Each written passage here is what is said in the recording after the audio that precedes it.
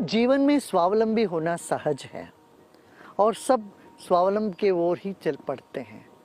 आप थोड़ा गहराई से देखिए, जीवन के शुरू में हम स्वावलंबी नहीं रहे और जीवन के आखिरी में भी हम परावलंबी हो जाते हैं। कोई भी व्यक्ति कभी भी पूर्ण रूप से स्वावलंबी नहीं हो सकता। क्यों? आप जब शिशु थे, शैशवावस्था में माता पिता पर पूरी तरह से निर्भर थे।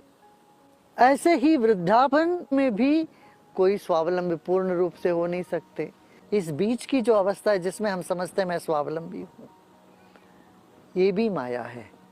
आपका जीवन बहुत लोगों के सहयोग से आगे चलता है ना? आप कुछ पैसा दे दे तो कोई चीज़ खरीद लेते हो, इसलिए आपको ये भ्रम होता है कि मैं स्वावलंबी हूँ, मैं अपने पैसे से चीज़ें लिया हूँ। थोड़ी देर के लिए हम ये कल्पना करें, पैसे का कोई महत्व नहीं, एक साइड में रख दो। क्या आपका जीवन कितने लोगों पर निर्भर है, जरा सोचिए।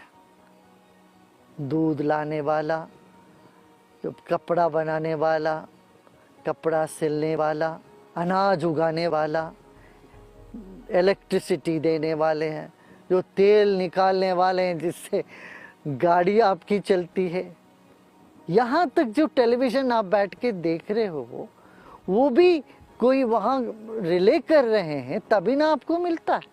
तो आपका जीवन पूर्ण रूप से स्वावलंबी हो नहीं सकता। जब इस बात को जानते हैं तो हमारा अहंकार थम जाता है, नहीं तो हम अहंकार में बने रहते, तने रहते हैं। मैं स्वावलंबी हूँ। आपकी सारी ज़रूरत को आप अकेले खुद ही पूरा कर लोगे, ऐसा आप सोचते हो तो ये भ्रम है, ये हो नहीं सकता। स्वतंत्रता और एक दूसरे पर निर्भर रहना, ये जीवन है। इसमें ये देखना पड़ेगा किस चीज़ पर हम स्वावलंबी हैं, कहाँ पर हमें औरों की मदद की आवश्यकता है। जहाँ तक भावना की बात होती है, आप भावना के स्तर पर अवलंबित ना रहें। भौतिक स्तर पर हम स्वावलंबी पूर्ण रूप से हो ही नहीं सकते, इसको तो हमें मान लेना पड़ेगा, मगर भावना के स्तर पर हम अवश्य स्वावलंबी हो सकते हैं। हमें किसी से कुछ नहीं चाहिए, हम सबके काम आ जाएं। ये संकल्प मात्र से भी आप बहुत प्रसन्न रह पाओगे।